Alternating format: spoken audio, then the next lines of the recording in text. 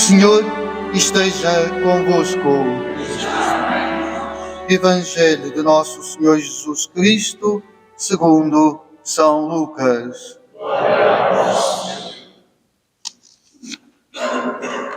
Naquele tempo, os publicanos e os pecadores aproximavam-se todos de Jesus para o ouvirem.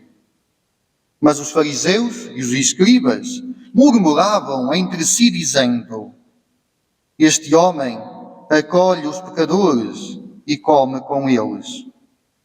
Jesus disse-lhes então a seguinte parábola. Um homem tinha 2 filhos. O mais novo disse ao pai: Pai, dá-me a parte da herança que me toca. O pai repartiu os bens entre os seus filhos. Alguns dias depois, o filho mais novo, juntando todos os seus haveres, partiu para um país distante e por lá esbanjou quanto possuía, numa vida dissoluta. Tendo gastado tudo, houve grande fome naquela região e ele começou a passar privações. Entrou então ao serviço de um dos habitantes daquela terra, que o mandou para os seus campos guardar porcos. Bem desejava ele matar a fome com as alfarrobas que os porcos comiam, mas ninguém lhes dava. Então, caindo em si, disse: Quantos trabalhadores de meu pai têm pão em abundância, e eu aqui a morrer de fome. Vou-me embora, vou ter com o meu pai e dizer-lhe: Pai, pequei contra o céu e contra ti. Já não mereço ser chamado teu filho, mas trata-me como um dos teus trabalhadores.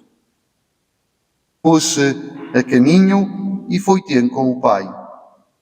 Ainda ele estava longe quando o pai o viu. Encheu-se de compaixão, correu a lançar-se-lhe ao pescoço e cobriu-o de beijos. Disse-lhe o filho: Pai, pequei contra o céu e contra ti. Já não mereço ser chamado teu filho. Mas o pai disse aos servos: Trazei depressa a melhor túnica e vestilha, ponde-lhe um anel no dedo e sandálias nos pés. Trazei o vitelo gordo e matai-o. Comamos e festejemos. Porque este meu filho estava morto e voltou à vida, estava perdido e foi reencontrado. E começou a festa. Ora, o filho mais velho estava no campo.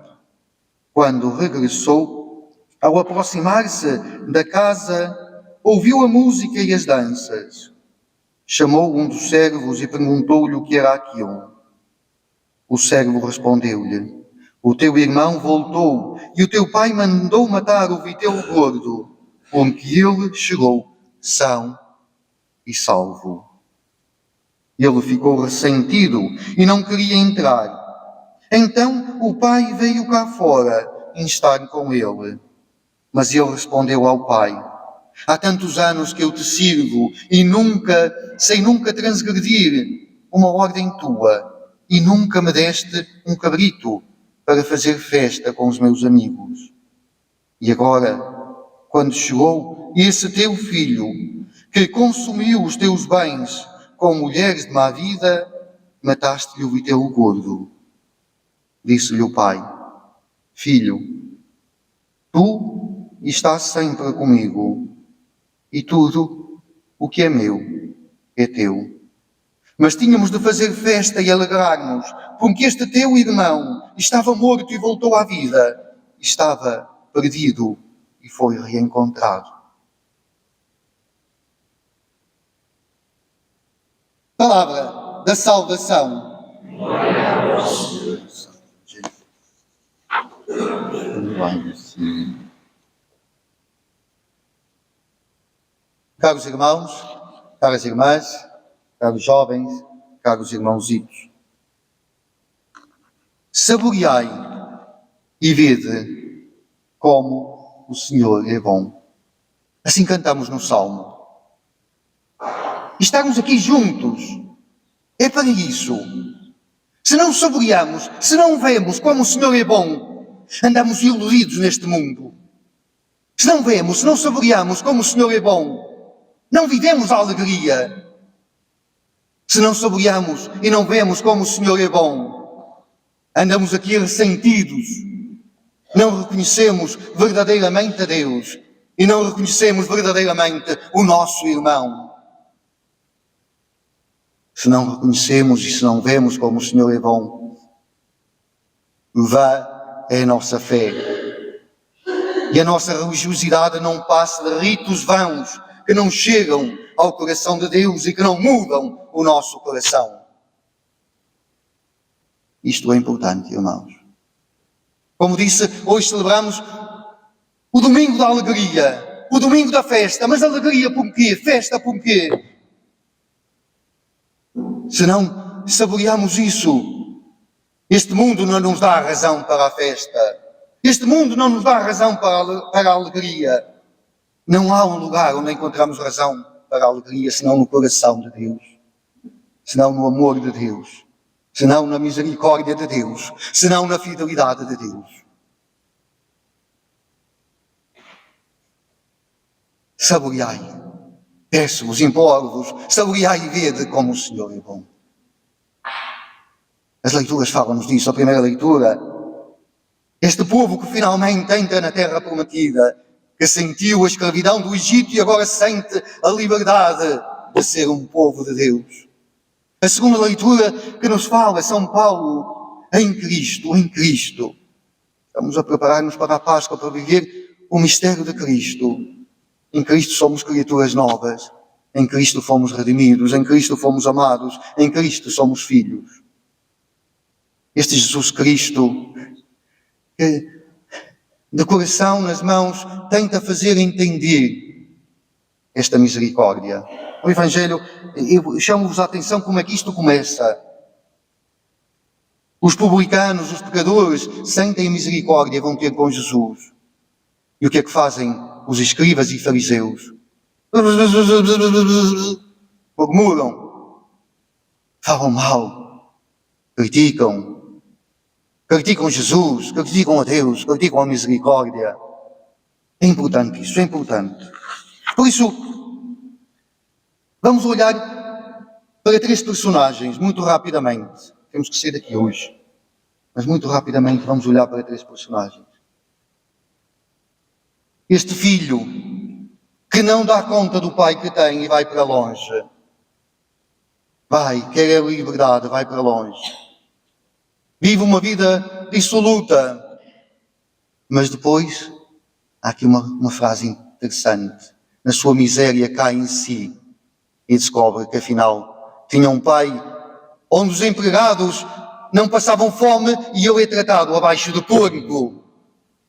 Vai para longe pensando em encontrar a vida e a felicidade e a alegria e cai em si na sua miséria. Quantas vezes? E o pai está lá à espera. Certamente se deram conta que aqui há uma diferença entre esta passagem e a passagem da ovelha perdida.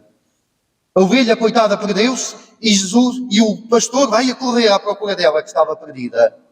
Mas este filho decidiu ir para longe. E Deus respeita a liberdade. Este filho decidiu ir para longe. E o pai respeita a sua liberdade. Deixa-o ir.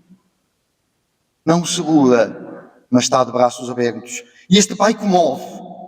Eu comovo-me sempre cada vez que vejo este pai que está ali, de braços abertos.